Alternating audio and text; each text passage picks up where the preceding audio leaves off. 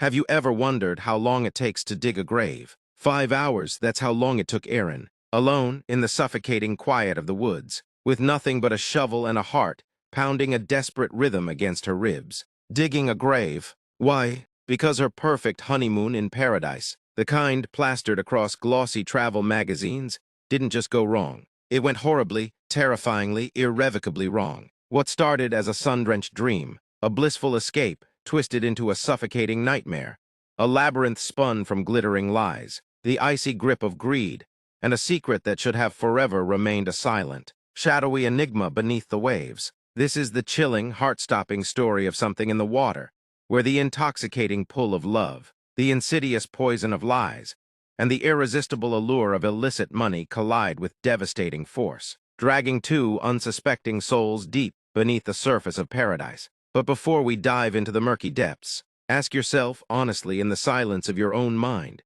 if you found a waterproof bag in the vast, indifferent ocean, brimming with stacks of cold, hard cash, blindingly perfect diamonds, a loaded gun, and two encrypted phones, would you dare to keep it, to claim its dangerous bounty as your own? Or would you fight the urge, the whispers of temptation, and report it, knowing you might be turning your back on a life-altering fortune? Let's plunge into the current. Erin is a sharp, driven documentary filmmaker, her gaze always seeking truth, her mind dissecting the nuances of human behavior. Mark, her fiancé, is a handsome, charismatic investment banker, seemingly solid and secure. Together, in the chic whirl of London, they appear to be the quintessential power couple, engaged, deeply in love, meticulously planning a fairy-tale wedding and a lavish, picture-perfect honeymoon in Bora Bora. Their future is laid out like a shimmering, golden path. But then the first crack appears. The seemingly invincible Mark is laid off. The meticulously crafted future begins to splinter,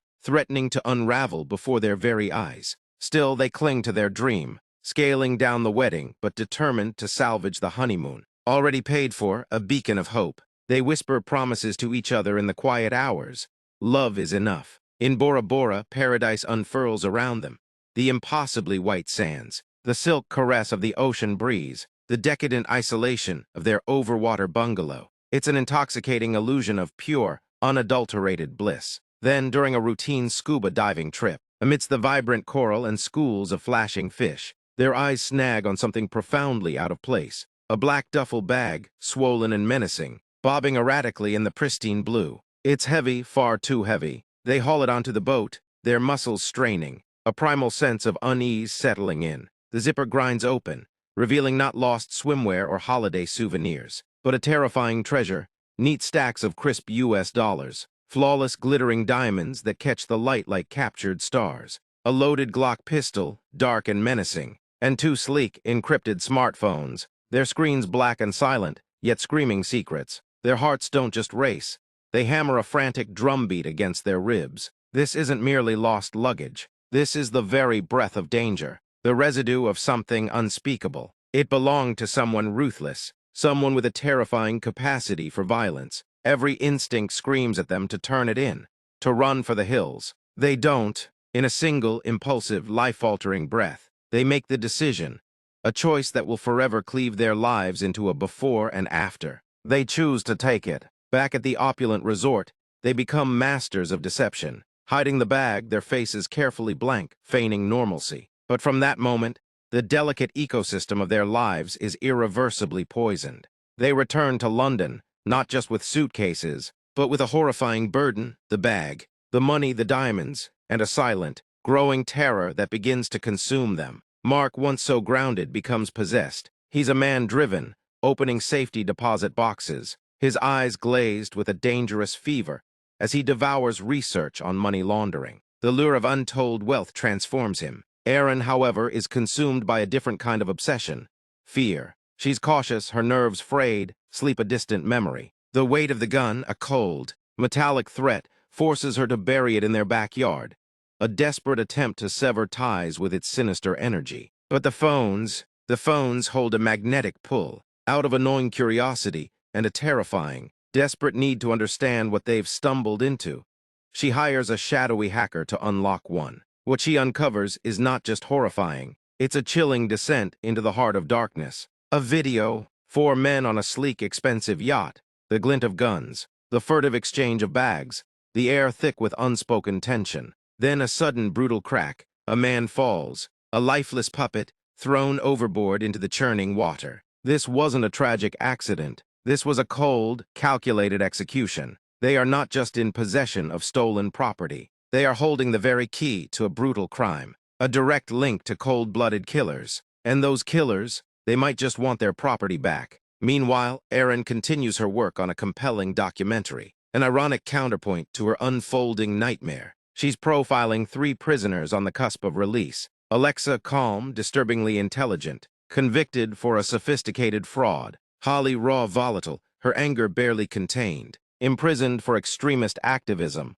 And Eddie, a smooth-talking, unnervingly charming career criminal, connected to a web of shadowy figures. Each interview is a masterclass in the criminal mind, opening Erin's eyes to the terrifying ease with which one can step across the line, how blurred the moral boundaries can become. Eddie, with his chilling candor, tells her something that sears itself into her memory. The first bad thing is hard, the second is easier. After that, it just becomes normal. Erin can't shake the terrifying premonition.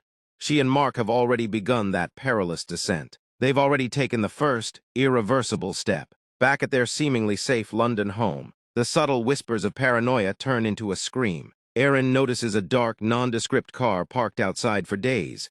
A silent, watchful predator. Someone breaks into her home. Not a clumsy robbery, but a calculated intrusion. Nothing is stolen, but the message is clear. We can get in. Then the final, chilling confirmation, a crumpled note left on her pillow.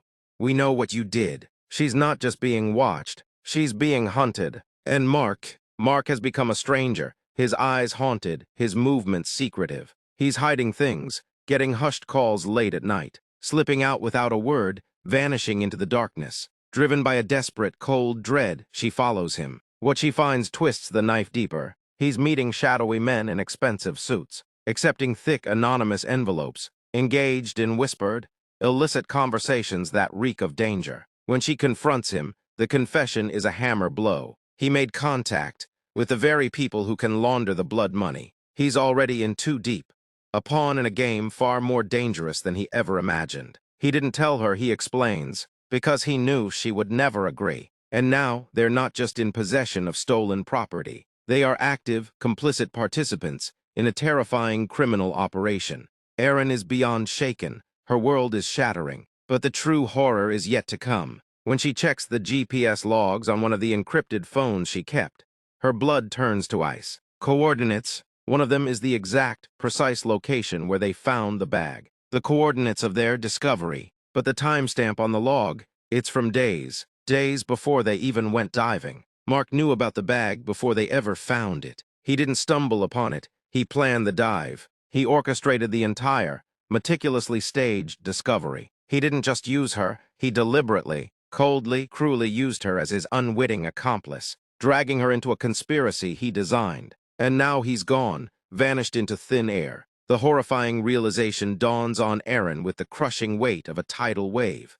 Mark isn't just abandoning her. He's going to betray her, frame her, or worse, far, far worse, he's going to make her disappear permanently. But the woman digging that grave in the woods isn't the naive, trusting Erin who married Mark. She's not the terrified woman who buried a gun in her backyard.